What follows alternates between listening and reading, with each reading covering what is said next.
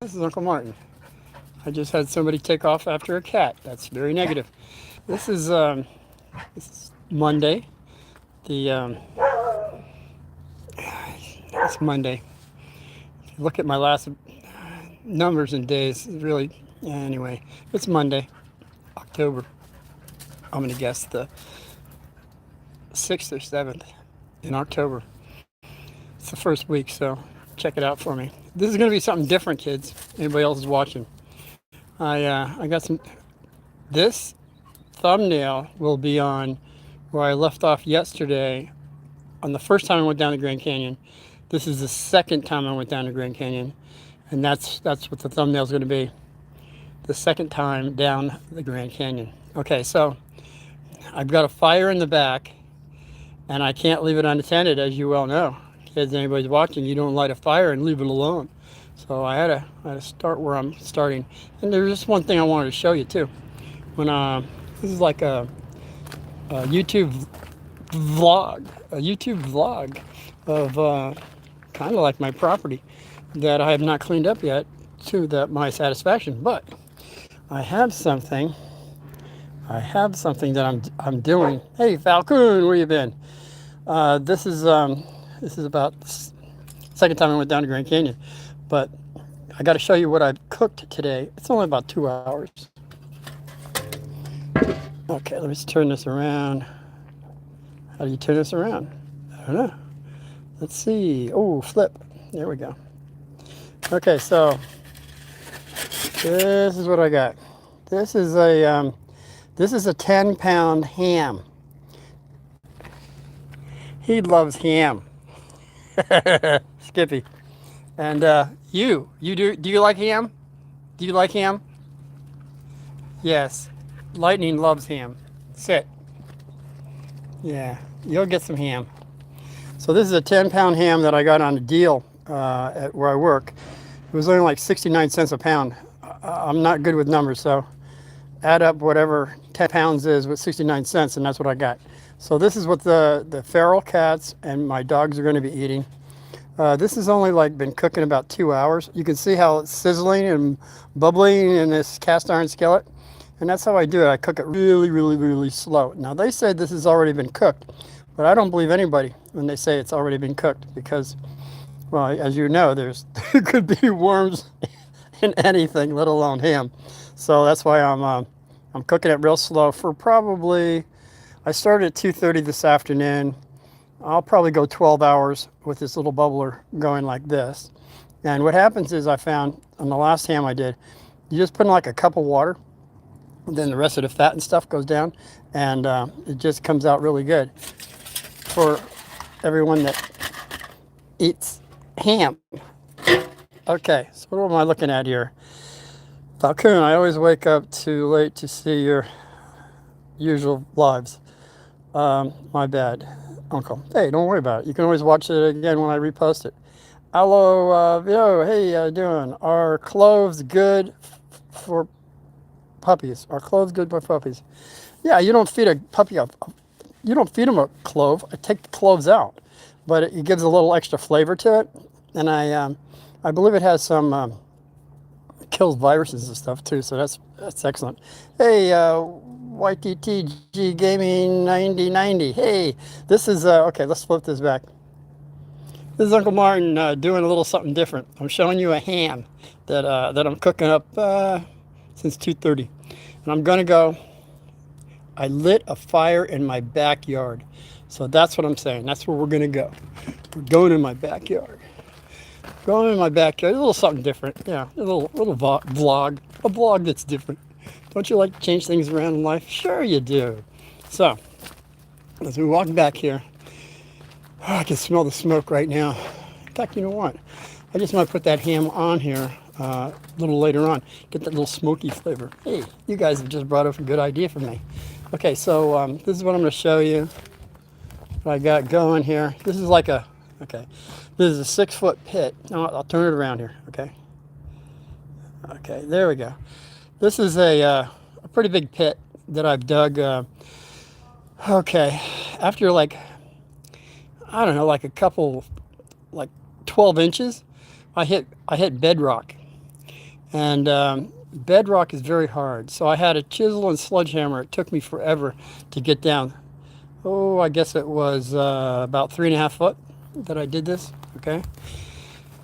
Come on over here. I'm gonna have a little seating here. There's that fire. Hey, you! Don't be jumping on any cats, or you'll be put outside. This is where I feed all my cats. We'll see how that works out. I got some cat food because it's gonna be that kind of day that I got to tell a story and yet still feed my cats at sundown. So let's sit down here and well, let's take a look at the fire. Going really nicely. Which brings me to the story that I'm going to be telling you about going down the Grand Canyon the second time. So, okay, so we come in off of Route 66 like we did the first. This is like 7 months later. My first episode on going down the Grand Canyon the first time was in April. I didn't feel like I was in shape enough, so I climbed a mountain. It's called Squaw Peak. I became the 20-minute. I got in the 20-minute club. You get up the mountain, down the mountain in like 20 minutes, and I had to make my own trail coming down to make the 22 minutes, carrying a gallon of water for 7 months. And then what happened to me was the back of my, when you have your kneecaps, behind your kneecaps is that, I should have looked it up, those muscles behind your kneecap that when they get stretched out, you can't walk and you fall down. And that's basically what happened to me. 2 weeks before we were going to go to the Grand Canyon, I walked 2 feet and I fell on my face. So I had to walk around with a cane for a little bit, and then I healed my muscles up, so I thought. Just put that on the back shelf. So here we are going down the road. Let me turn this around again just so you can see what I'm doing here. Okay, so we're going down about, again, another 70 miles down this dirt road, going to the Havasupai. Oh man, look at this guy. He's here for another cookie. I don't have a whole cookie, but he'll be happy with this little cookie. See how happy he is. Oh, come here. I'm not leaving you out. Come here. Come here. Yeah. That's Skippy. This is Skippy, all muddy, like usual. He likes hanging out under the sprinklers, which I still have on. That's just the way I am. I keep the water on for these guys because it's still, well, it's only like 92 today. It was 88 yesterday, I forgot to mention. So, where are we at? Yeah, going down the Grand, oh yes, thank you. So we're going down. This is a little different now. It's in November. So November is a little chillier, which I said yesterday, you cannot, hey, BXP, what's the story today? Well, I got news for you. This is the second part of the second time I went down the Grand Canyon. So you came in just at the right time, because you remember yesterday, I picked up, I didn't pick him up, Larry picked him up. The hitchhiker that brought in a case of Jack Daniels. Remember that one? I had nothing to do with it. I just said get in the back. I don't know your name or anything. His name was Joey, by the way. Joey. Anybody know any of you Havasupai people that are watching Uncle Martin? Do you remember Joey, 1977? Yeah, he was the bootlegger for you guys. All right, and I didn't know we brought him in there. I didn't know that. So I just put that on the back shelf. That'll be coming up again. So it's snow. It's about less than a foot of snow. It's in November going down the trail, which in Arizona it does snow, and especially in Flagstaff and the Grand Canyon. On top of the Grand Canyon, it snows. I'll be realistic. It's probably about 6 to 8 inches of snow because there's rabbits. Rabbits are running all around. Rabbits, like thousands of rabbits. And as we're driving down the trail, it's just Larry and me now. Joey isn't around. We didn't see Joey. We wouldn't have picked him up anyway. So Larry and I said, Larry, look at all these rabbits. There's some the size of a dog. I'm talking about this kind of dog. And yeah, and I looked this up, and yes, they get big at the Grand Canyon. Everything's big at the Grand Canyon. And these rabbits were the biggest, because I've gone hunting for rabbits in New Jersey and even in Arizona. Well, not in the summertime because they got worms, but anyway, that's another story. I'm just saying these were gigantic rabbits. And I said, Larry, we got a lot of, because we're going for 7 days. Remember, last episode, we went for 4 days. This episode is 7 days down the Grand Canyon the second time we went. So, so I said, Larry, they're running right in front of the truck. Now I want you to do the best you can of just hitting one in the head. Do not hit it in the, because once you roadkill, broken bones, it's really tough to cook a rabbit with a bunch of broken bones. It's spitting out bones. I mean, anyway, he did a perfect job. Who is this? Falcon. I got to put these on again. My 100 proof, 100 bifocals. Okay, what do we got? Okay, Falcon, I sense a bit of Archangel Michael vibes today. Oh, baby. More than you know. Not only am I wearing blue, which Archangel Michael is, a blue angel with a white sword. That'll be another time I'll talk about it. But yes, Archangel Michael is there with us on quite a few levels. Oh boy. You hit it. You hit it the nail on the head, Falcon. You got something there.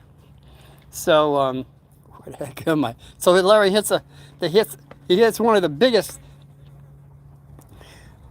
and I don't know if it was a jackrabbit or what, but it was the size, it was bigger than this guy. He was bigger than this dog. About by, I'm going to say 3 or 4 pounds. It's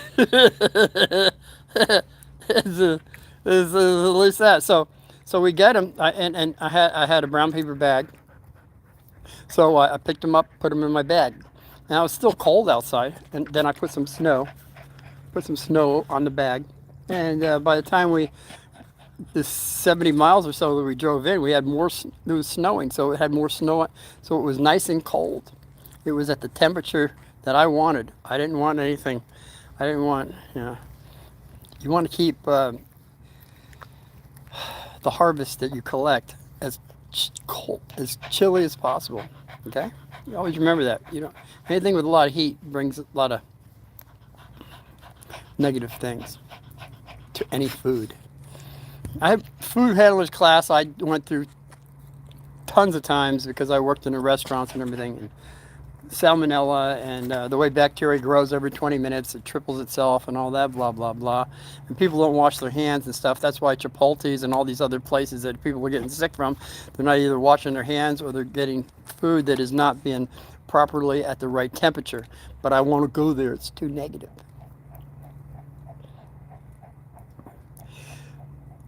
We get to the point where we're parking. And now I still have a cast iron skillet, all right? I am still a white man. I don't understand. You don't need a big cast iron skillet. It had to weigh at least 8 to 10 pounds. It was a big, I didn't tell you last time, it was a big cast iron skillet. I love cooking.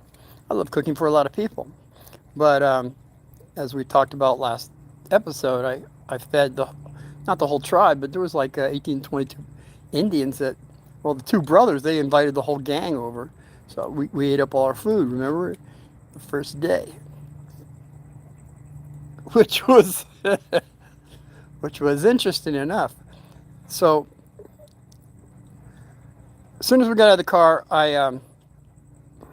because it's like, again, it's like 3, 4-ish in the afternoon. We plan it that way. Because when we went down there, we knew that the guys that give out the tickets for you staying there, well, they're closed. So we had it down for timing. Hey, Johanna, March 20 said hi. Hey, Joanna, Theo Martiz. I remember you. Hey, welcome back. So we got me carving up I had to skin the rabbit, all right, and I put the pelt off to the side, up on the side of a tree, because I wanted the pelt. It was a fantastic. It was a big pelt. It was a rabbit pelt. I was going to line my pockets with it because I'm sewn up.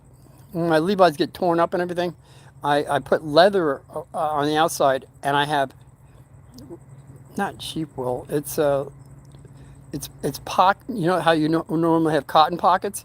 I put rabbit rabbit fur inside, so when you put your hands in your pocket, it's nice and warm. Okay, so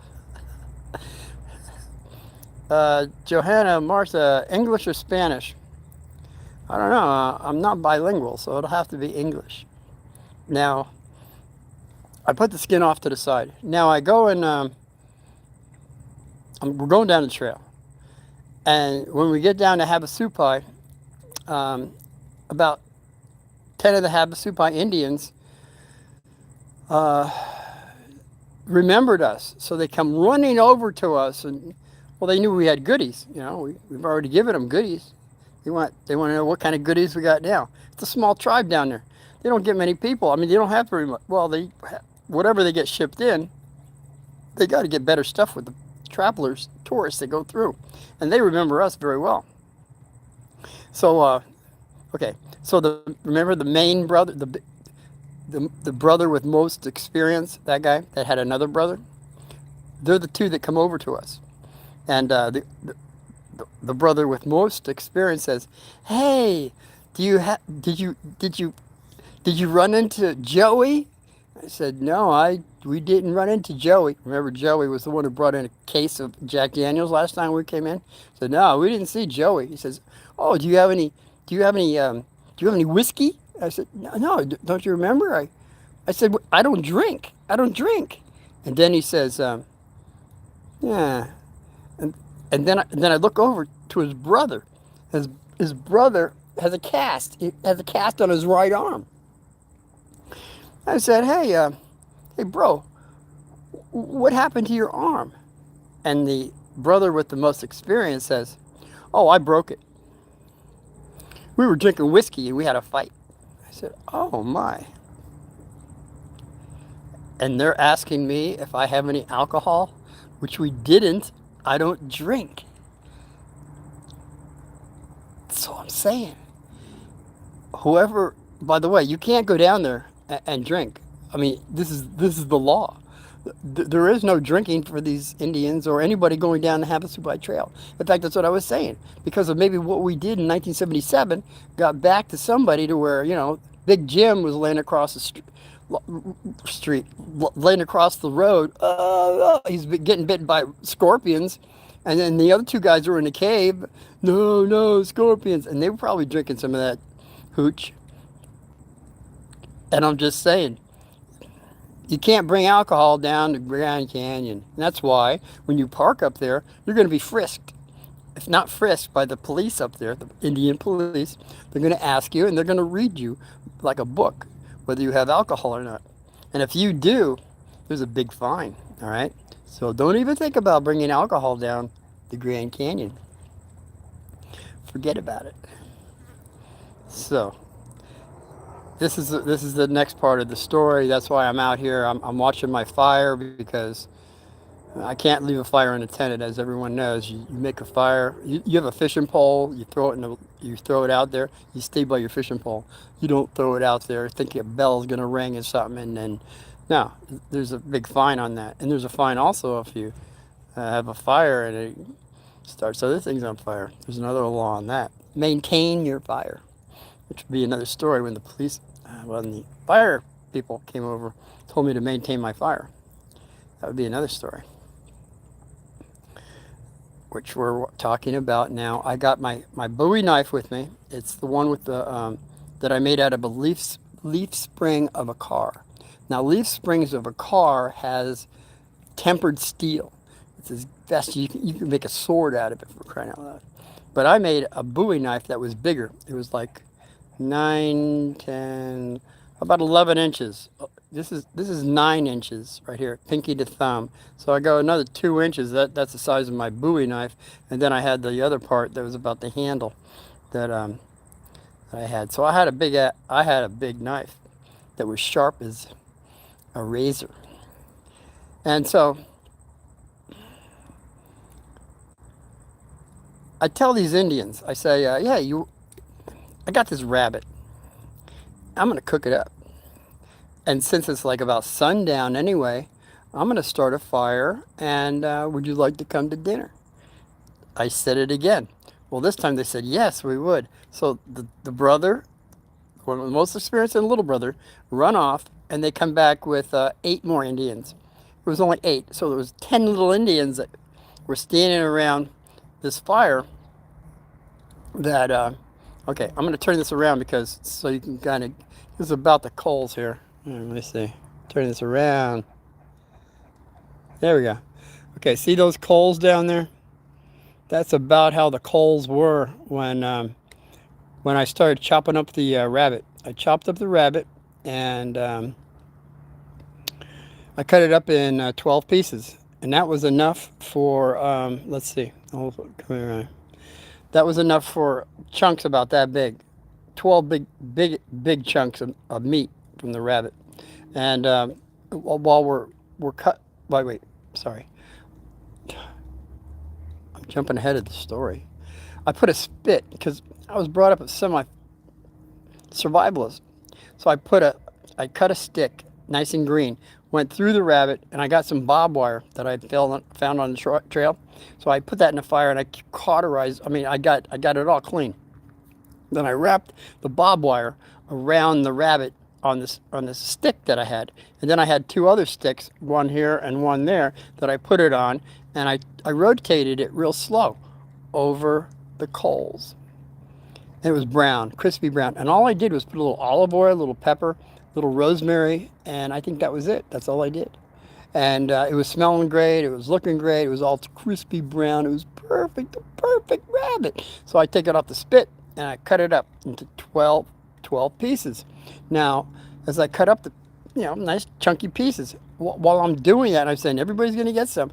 Well, they run over to this green cypress tree. It was different trees, but the sticks were about that big, that big, and they were cutting it down and sharpening up the ends. They were sharpening they were making pointy little sticks. And well, I knew it wasn't for us, so I gave everybody their little hunk of meat, and they get they take the meat and they throw it right in the coals. Now that's too many. That's too much going. Think of that burning down more towards there's just a bunch of little coals in there. Now they threw all the meat in the coals in that little fire there. They get the stick, and they start rolling around the meat in the coals. It's getting like black. It's like getting all black and charcoal. I look at Larry. Larry looks at me. I said, "Yeah, let's get a stick." So we chopped down our own little stick, sharpened the ends, and we threw our meat in there too. We rolled it around like they did. Then they stuck their stick in the meat, took it out, took all the crispy black off of it, and started eating it. It was fantastic. As much as I thought I was cooking that rabbit to the best temperature, these guys, it was wintertime, so it didn't have worms. It's just the way they cook their meat. Well done. And I cook my meat well done. It's much better that way. So here it is. We're all enjoying this hunk of meat and everything. And I guess we said, they said, "Do you have any more food?" And we said, "Yeah, I got some more food. You guys are hungry?" So I broke out some more food. I think it was rice, vegetables. We did not eat all of our food this time. And then we ended up spending the night there around the fire. In the morning we got out of there because we didn't want to get fined for not having a ticket. So now we go to Mooney Falls. Oh my God. Okay. I got the picture, but it's inside the house. Okay. Okay. I gotta do it. I gotta get up. Gotta get up. I'm gonna have to go in the house. Oh, oh God. Okay. Guys, this is a real vlog. I'm just gonna, the story is not any good unless you see what I got. I got my dogs. I didn't tell you.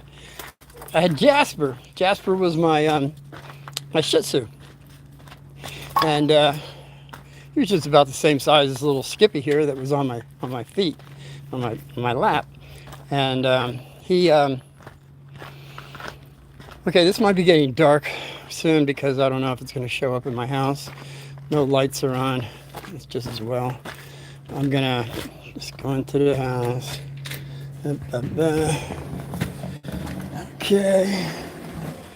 Yeah, it's a little dark in here. And I gotta go over by the wall. Take off this picture on the wall. Here. Okay. I got it. Now we'll go back outside and see if this shows up or not. By the way, I got a lot of stuff on the shelves just in case you need extra food. You know how that is. It's best to be prepared these days, isn't it? Sure it is. Always have extra food if you never know when they... Because, by the way, anything on the stores shelves, anything on the store shelves is all they have. Years ago, they used to have like places in the back. They had storage area for... But now you go into a food store and everything you see on the shelves, that's it. There's nothing in the back. They don't have any room. They got all this other stuff, but there's no food. I didn't know that. I work at a food store. So now I know all this stuff. Well, if it ever hits the fan, start taking things off the shelf. That's all there is, guys. So it's best to have a little extra food. Yeah, if you need it in the hard times. Who knows? I'm getting all kinds of stuck here and everything. Hold on. I'm sitting on wood. Okay. All right, here we are. Back out here again with a little happy face. By the way, I got some painting to do out here too, as you see. All right, one more. Yeah, okay. Perfect. This is fantastic. It's a little dusty, and I'll show you in a sec as soon as I get to the story. Now that we have the story, I'm going down the Mooney Falls tunnel. It's kind of a cave-ish type thing, and on the very top is a sign. In 1977, there was a sign. No dogs, and no backpacks over 30 pounds. I think ours is probably about 30 pounds. So that would have been okay, but not having a dog. Well, hold on a second. Talking about dogs. Come here. Come here, boy. You can't, come on. He wants to get up, but I got something in my eye. All right, so sorry for this, but hey, you. Where have you been? You didn't bury that, did you? Did you see his face? He has a muddy face because I just gave him a cookie and he buried it. Did you bury that? Did you bury that bone I gave you? I see circumstantial evidence. Yes, he buried it. Come here, you. Come here. So that's what he does. He doesn't eat him right off. He buries him. My dog Lightning. So we're going down the, as I said yesterday, the, give me, because yeah, baba. He can't jump around. This guy, he's a poor little guy that just, so Skippy was about this guy's size. Yeah, because Skippy was a Shih Tzu. I don't know what this guy is. I think I do know, but I'll tell you later. I just looked up what kind of dog this was. It's a very expensive dog. That's not chipped. So what are you going to do? He's a rescue. He's been abused. I don't care what kind of dog you have. It could be expensive or not, and there's still abuse to him. It doesn't make sense. So as I said before yesterday, when we go down the steps to get to the Mooney Falls, it's the steps perfectly lasered.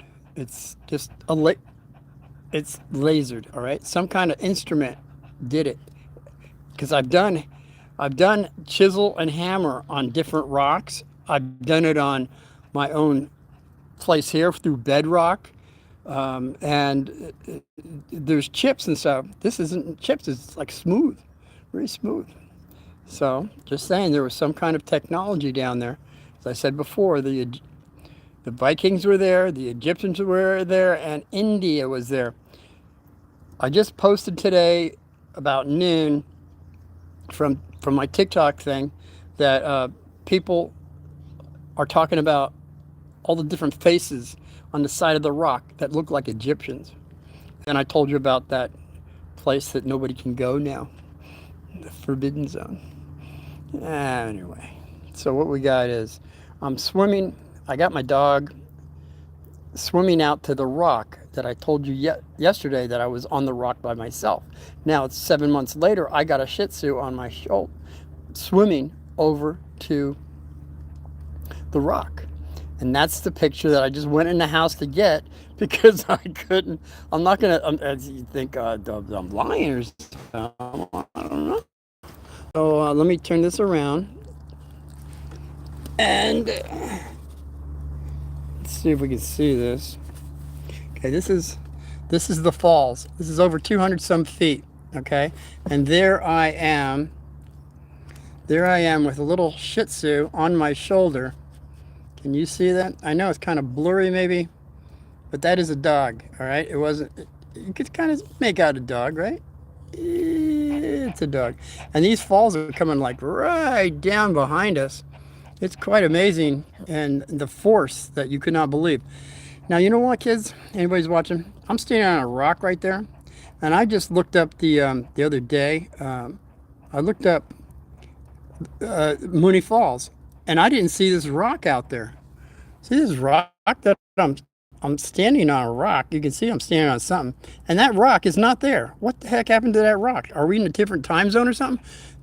This is Mooney Falls, and also if you look at that, there's like different faces or something that are coming out of those waterfalls. It's quite amazing. If you blow it up, maybe you'll get to see it. But I can see definitely little water nymphs or something up in there. So it's definitely a spiritual picture here. So I just put it off to the side. That was me at the bottom of Mooney Falls on a rock that does not seem to exist anymore because I got a picture of Mooney Falls and I didn't see the rock. How can this be? Let's turn this around. Just saying how things happen. So after this, we go to Beaver Falls. Beaver Falls is another 6 miles, as I said. Now, during the course of going to Beaver Falls, we went through approximately 2 acres of grapes, and they still weren't ready yet. Just the wrong timing. But they looked like they were green grapes. And they would have been very fantastic. And as we're going through this whole area, I meant to tell you that there's things at the bottom of Grand Canyon there's nowhere else in the world. It's a mile down in the earth. So there was mosses across different waters that we had to traverse over to get to Beaver Falls. There was turquoise moss, there was blue moss, there was green moss that was really not like green, it was like different colored green.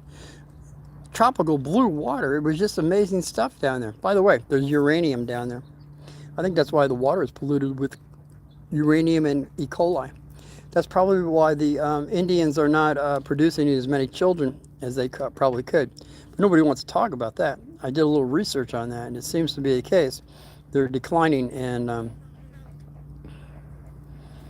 in children. Okay, that's too negative. I'm just going to keep on going with this story. We get to Beaver Falls. Now, Beaver Falls is where I got the cast iron skillet again. We're cooking up food and all that. And by the way, I was not walking out again with this big If you look back on this live, I showed you the ham that I had in the cast iron skillet. I had a bigger cast iron skillet than that one. So it was at least 10 pounds plus a cast iron skillet that I carried. I said, there's no way I'm carrying that back out. So if anybody goes down to Beaver Falls, this is the way you can. It's pretty easy, really. If you go through, after Mooney Falls is another 6 miles to Beaver Falls. Now, if you look along the right side of the whole mountainside, it is the only place that has a white, no, it looks like a lot of water came down and everything, but it's totally white. It's the only white out of the 26 miles that I saw. Well, let's see, from Beaver Falls is another 6 miles to the Colorado River, which I'll get to in a moment. So if anybody goes to Beaver Falls and they see the white cliff part, go toward that. Go toward that, and there's going to be like off the trail to the right, there'll be like a little enclave area there, some trees and stuff. So you go over there, and then you'll see that there's like different levels of rock, and on the lowest level of the rock, there's like an empty shelf on it. That's where I put the skillet. So anybody needs to cook up something, you got a skillet there, because I don't think anybody found it. I never told anybody about it until right now. So anybody going down to Grand Canyon, you got some food you want to cook up, and by Beaver Falls, look at that white side of the mountain. A lot of water came down, shedding water, and it kind of etched out of the mountain, totally white. There's nothing white anywhere on the right side of that mountain for 26 miles. So that's a good marker for anybody who wants to find a big skillet. You're probably not going to want to carry it out anyway, so that's what I'm saying. It's probably still under that little shelf area that I just mentioned.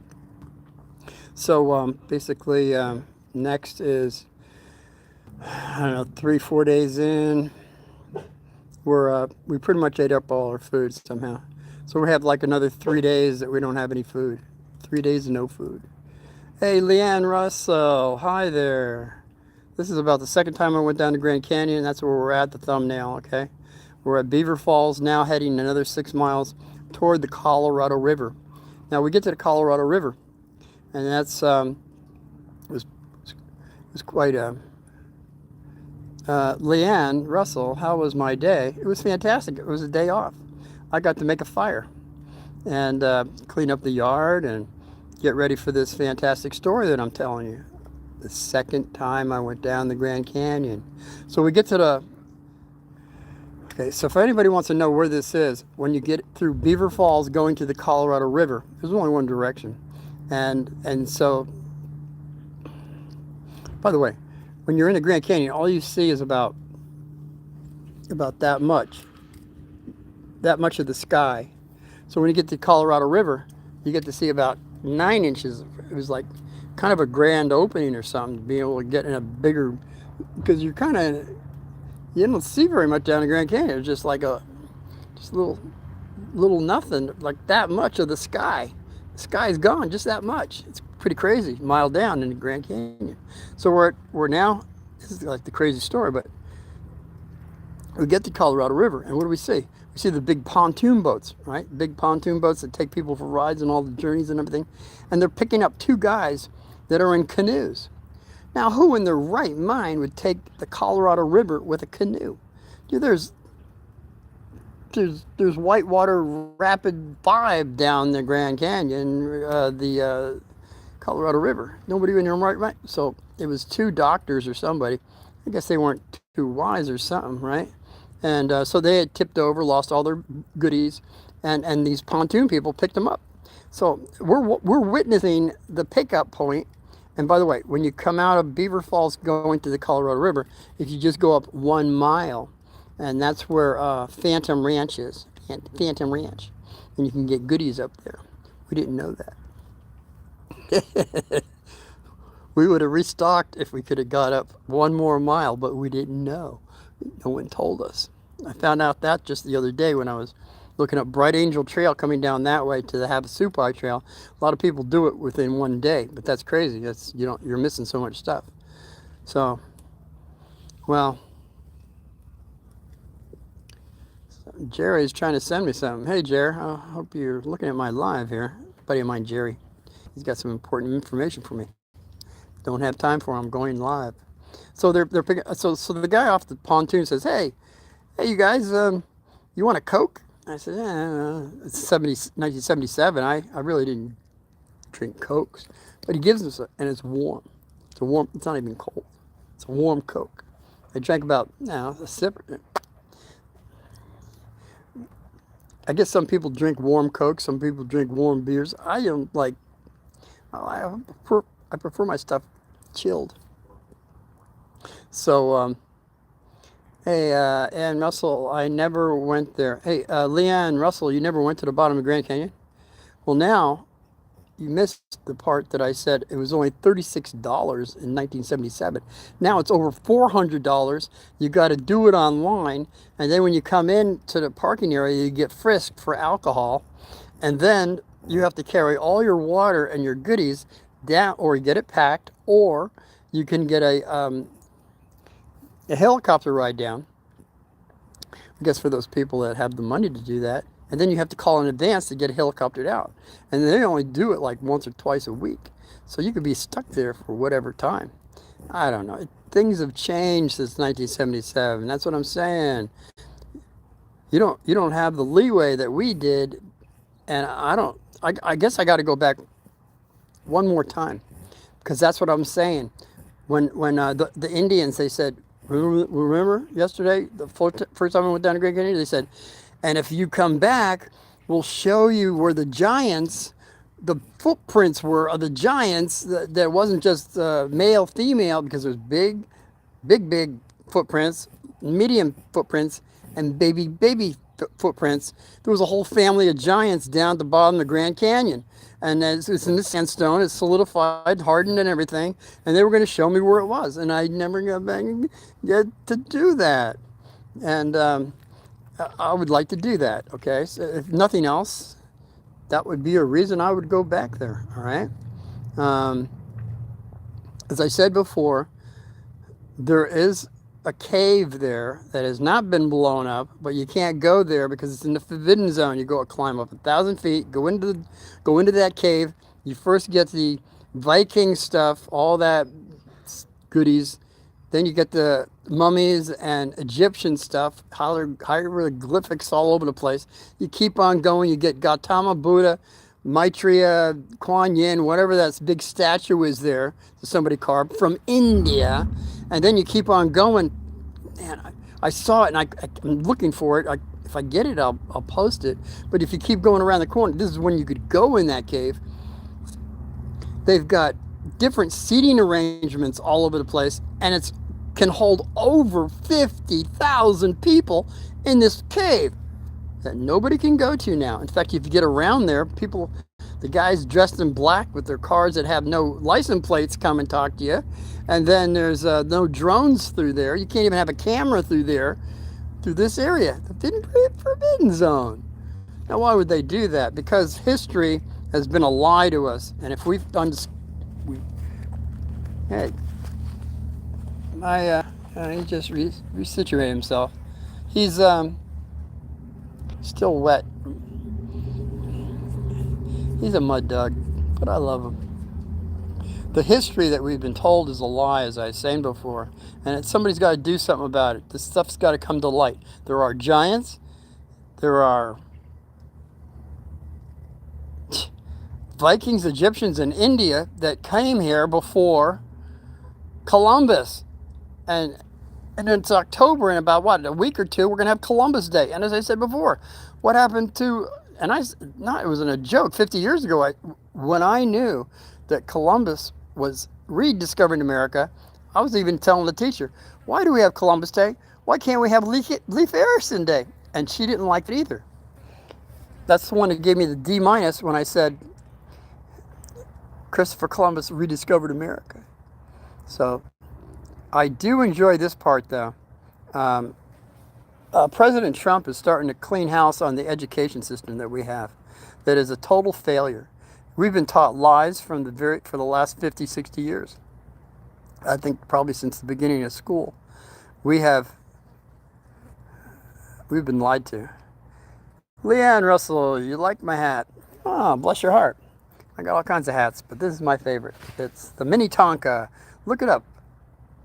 Look up Mini Tonka hat. They're all leather. They last forever. This is built. This is made in 1948, and I got it like in around 2000, maybe 1999 or so. And I've been through the snow, the winds, the rain, heat, and it's fantastic. Yeah, look it up. Vet me on all this stuff, because it's very important stuff that I'm telling you that we've been lied to for too long. As I said before, we're not only intergalactic now, as I said yesterday, we've gone since 1947 light years out there that we have been held back from knowing. Recently, it's all coming to fruition. It's overdue time that we start getting some truth here. They can't hold it back anymore. There's too much out there now. So that's all I wanted to say about all that. Was it anything else in that second time? Yes, there was. Thank you. My subconscious is helping me. Subconscious is what has all your memory. Our conscious self has nothing until our subconscious gives us the memory. Then our higher self, that gives us even more information when we're all aligned. And apparently I must be aligned enough with my subconscious that my little brother's saying, do not forget this story. So somewhere along where I said we ran out of food. For 3 days we didn't have any food. And then Leanne Russell, it's 1 a.m. and I stayed up just for this. Well, Leanne, it's worth the wait, let me tell you, because it even gets better on spiritual understandings of what I did, which I'll never do again, by the way. So as we're walking down the trail, it must have been the last day. We didn't have any food. I'm actually looking for food, kinda. Where are you going to find food down there? And so Jasper, my little Shih Tzu that I showed you the picture of on top of my shoulder on Mooney Falls, he's leading the way. He's a little leader. And Larry had a geese hound, a little bigger. A geese hound is a little bigger. I guess they were both together leading on the trail. Well, son of a gun, we get on the trail and there's like over a 6-foot snake. It's a pink rattler. I never saw a pink rattler. I've seen other rattlers that I've climbed up on the cliff and I was 9 inches away. And that's another story that either you heard about or not. I'll probably do a live on it again because it's so fantastic. 9 inches away from a snake climbing up on a cliff. What do you do when you see his beady little eyes rattling his tail and sticking his tongue out you? And what do you do? What do you do? Well, that'll be another live story I'll tell you, but not right now. This long, I'm saying at least, it might be bigger, but it was at least 6 foot long. Now it's going toward a bush. It's wiggling its way toward the bush. It's not curling up, wanting to bite us or anything. It's trying to get away into the bush. But my dog, Jasper, steps on his head and keeps on going down the trail while the snake is going into the bush. But he didn't make it into the bush because I pulled it. The geese hound stepped on the snake too and kept on going. The snake still wanted to get in the bush. Now, my mind was, the snake's going in the bush, the dogs are coming back, and I don't want the dogs to get bit by the snake. I was working fast here. What do you do? So I pulled out my Bowie knife that I made out of a leaf spring of a car, tempered steel, sharp as a razor. I took it out, went over and cut off his head just before he got into the bush. Now I picked up the snake and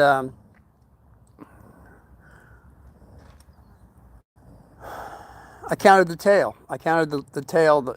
He had 17 rattlers. That means he was 17 years of experience. That made me feel really bad because he probably had quite a few more years to go. But we were starving, and Dad always said, whatever you kill, you better eat, all right? Hey, Leanne Russell, when you were a kid, what was your favorite thing to do? My favorite thing to do is make go-karts, swing on vines, chop down dead elm trees. Yeah, making those go-karts was fantastic. Even sliding down a hill with a box didn't take much. Sticks, rocks. We were poor. Well, enough to where I had to chop down dead elm trees, mix it with coal so we could stay through the winter and not freeze to death in New Jersey. Right? And people said, that's terrible. No, I built up muscle. And kids today aren't. Kids today aren't. I'm stronger than most kids at 18. I think at kids 18 to 25. What happened to these kids? Well, they don't have the physical endurance that apparently I grew up with. Which, that's what I'm saying. Any kids that are out there, I want you to do push-ups. It doesn't cost anything to do push-ups. Get a bar, even on a tree. Start doing chin-ups. Chin-ups and push-ups. You're working with your body weight. Climb a rope. I told you about the climbing a rope in my one episode. That's what we did. Dad put a rope in the middle of the living room. We had to have our feet straight out. Hand over hand as fast as we could. Touch the ceiling. Hand over hand as slow as you can in the same V. And you keep doing it till you get tired. That was Dad's workout for us. For like, since I was in first grade. So, yeah, Hey, Leanne, what are you saying now? I wanted a go-kart and I didn't have enough money, but I saved up and got it. Good for you. I didn't even have money to save up to do that. I was saving my money to buy arrows. Then I had to make my own arrows. That would be another story. You're bringing back so many memories, Leanne. I really appreciate that. You saved up for a go-kart. That's fantastic. No, I made my own go-karts. We didn't have any brakes. So going down the hill, we had to be careful. It was kind of a dead-end hill. But still, there was cars coming out. Stuff you don't want to do now anyway. So, okay, so I got the snake. I counted rattlers. I said, oh, these rattlers are fantastic. Because I'm going to have my hat. And I'm going to have the pink snake skin with the rattler, with the rattlers. You don't keep the head. You don't keep the head of the snake because the fangs hit you. You can still die because the poison stays in there. Somebody did that. They made a hat with and somehow the head hit into them and the fangs got them and they got stuck in the head and it was too close to the head. They died. Hey, PG Prods. Hey, guy. Well, this is the second time I went down the Grand Canyon. And I just killed a rattler, a pink rattler, that I should have never done. Hindsight, I would never do it again, all right? But we were starving. Not starving, but we were on our third day. We were getting really hungry. And I was thinking, man, I don't want my dogs getting bit by this snake. Plus I got another stinking dog right here. Yeah. Yeah. I guess he's going to go bury that one too. We'll have to see. So, I had my cast iron skillet. I had enough olive oil. Again, I didn't have very much. I think I had a little bit of rice left. And what else? Black pepper. That's about all I had. Olive oil, black pepper, and I skinned it. It was pink skin, and then I rolled it around the skillet to where I rolled it around, and then it kind of turned a little pink white, but it still held the pinkness to it, sort of like that pink rainbow trout that I said in the last episode. So the bone pulled right out of the snake. And this snake had to be at least 6 foot long. So that's quite a few pounds of meat. It was enough for me, Larry and me, my Shih Tzu and his geese hound to have it because they weren't eating anything either. And so they were doing the fast with us. Fantastic dogs. And everybody got enough food to get out of there. So what my point is, I had the skin up on the side of the shelf. It was like 5.5. It came down perfect to where I had a shelf to put something on. So I put the skin up there. I buried the head. and I put the skin up there to dry because we had another kind of day to go. Well, son of a gun, right when we're getting up ready to go, this hawk, not a hawk, it's a blackbird hawk, a raven, perfect.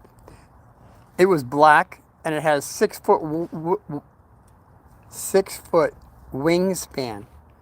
I mean, from one tip to the other, it was the size of a man, 6 foot.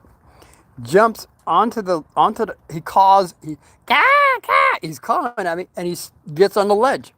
And he gets on the ledge and he calls at me again. Bah, bah, bah.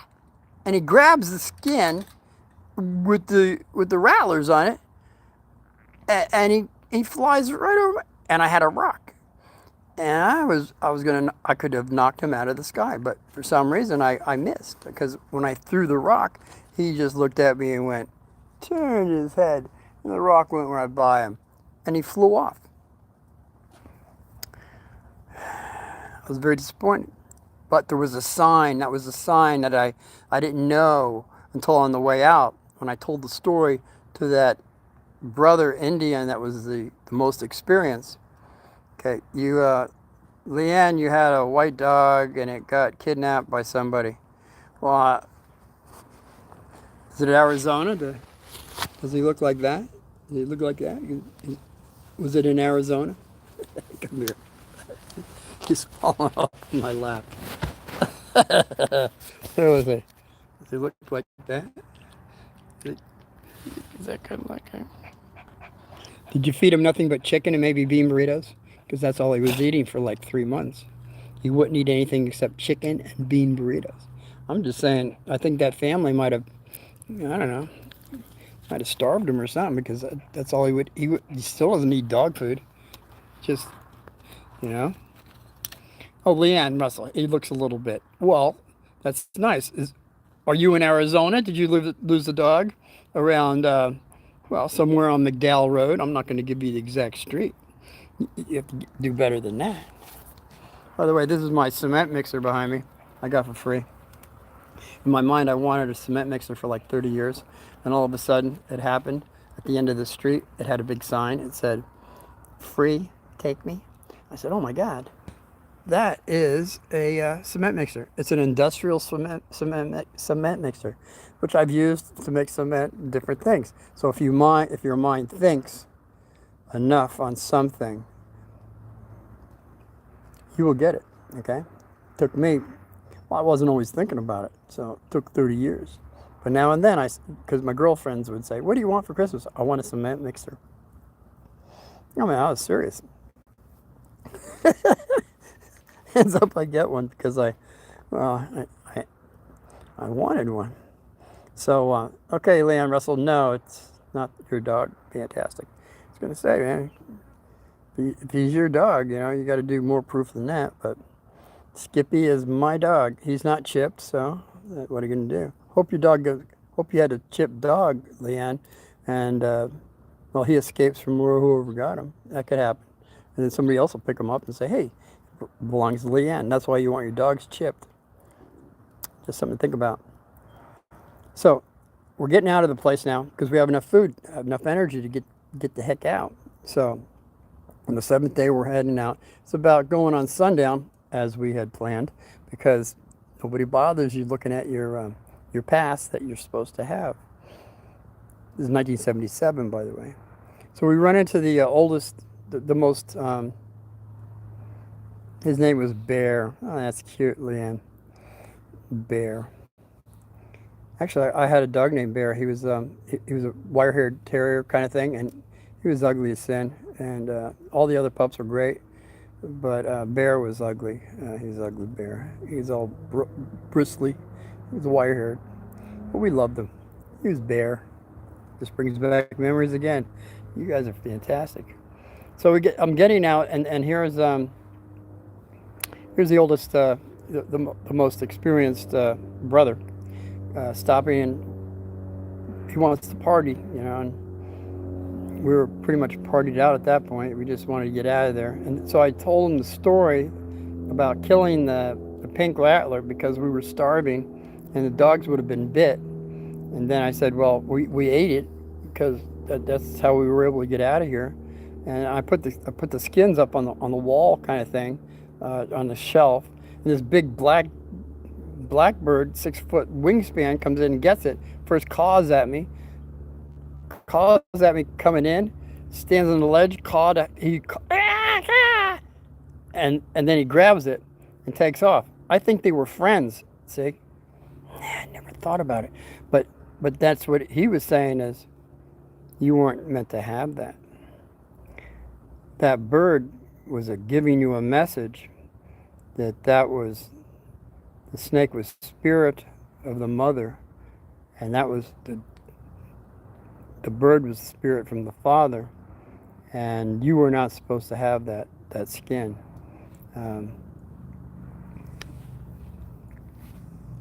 And as I've picked up rocks, I've showed you in the past. I don't have one. I should have had one on this episode. I'll show you one again.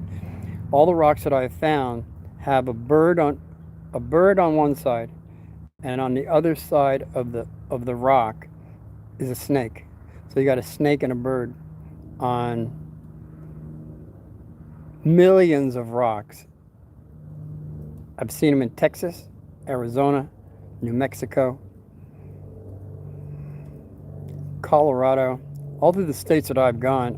I've seen rocks that have a bird on one side and a snake on the other. It's prehistoric work from these Indians or somebody that did it.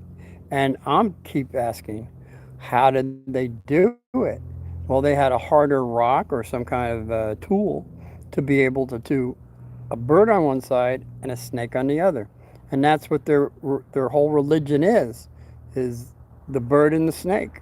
All religions of the Indians have a bird and a snake on some level of a story, to let alone the rocks that they've been carving for thousands and thousands of years. So it was not meant for me to have that. It would have been really nice, though, a pink rattler skin with a rattler. Oh, man. It wasn't meant to be. And I'll never kill another one anyway, but we needed it for food. That's all. I'm going to turn this around just for a second so you can see what the coals look like here. I've been sitting here jabbering. See that right there? See those coals?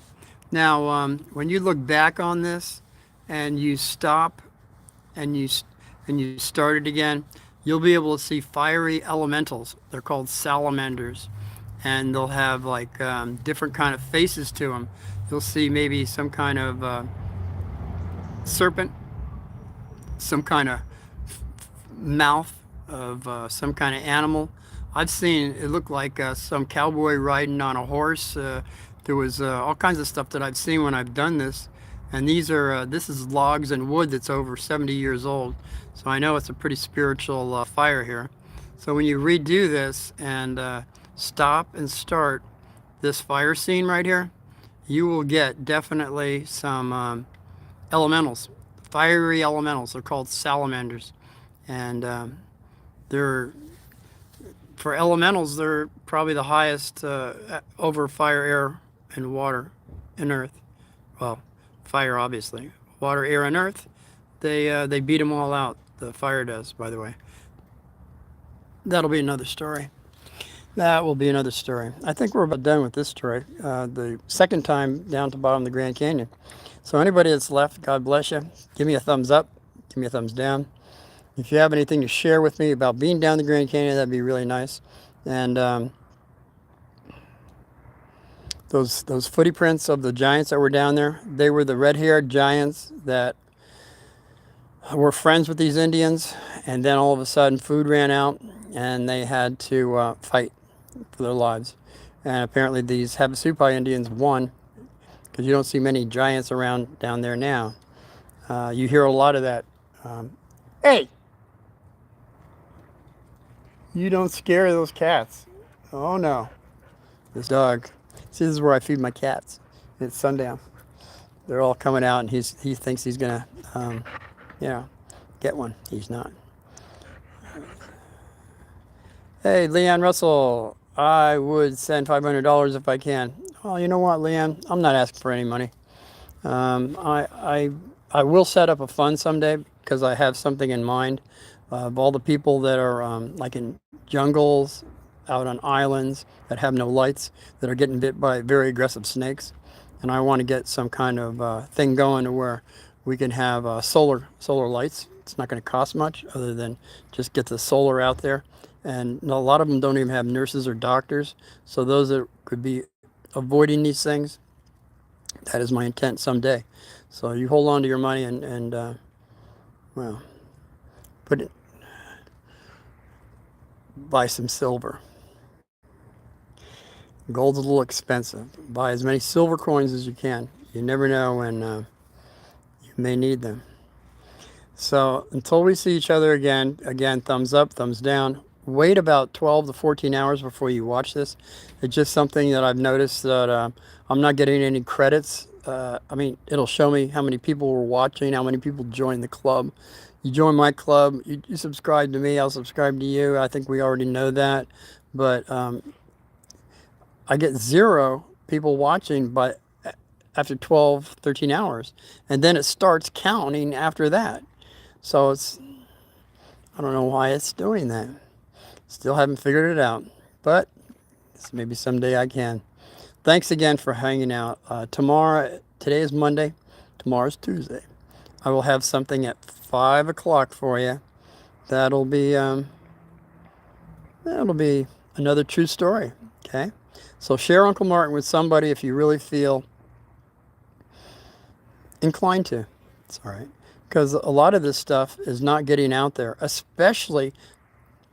Okay, I just did the one I took from my TikTok, and I put it up on the mysteries, Grand Canyon mystery. That one. Okay, that correlates with everything I've been talking about that they want to take away from us, information that they just don't want you to know. And then right after that one, it's intergalactic, the intergalactic one, because I knew that lady like 30, 40 years now, and she's totally top notch. She talks about UFOs and how we've been interacting with UFOs for like since the beginning. And by the way, talking about UFOs, I don't want to go there, but our military, our army out west, in 1909, they were in a cave. They found spaceships flying around in a cave in 1909. They didn't know what they were, so they put down some weird. They saw something flying around, and I'm thinking, is that where that movie came in, Cowboys and Aliens? You know, hey, get away from those cats. I'm not going to tell you again. Lighting. Got to keep a short leash on this guy. So yeah, you.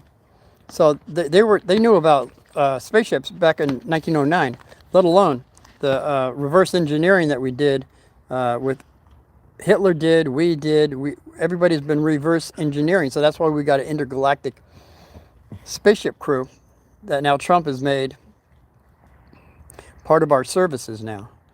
It's fantastic because we've been out light years now over to Orion. Not Orion. It's only like eight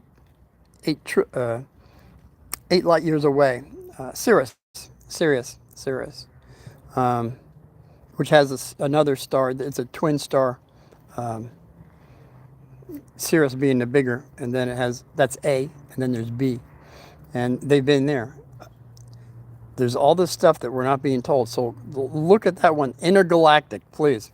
The intergalactic one. It's like 9 minutes. She's talking about all the stuff that we got that nobody wants to talk about. Hopefully she hasn't been banned yet. So, and she's been around forever. You'll know her face when you see it. She just talks about UFOs and has so much information on it. You can't even shake a stick at it. Okay, so again, I'll see you guys tomorrow.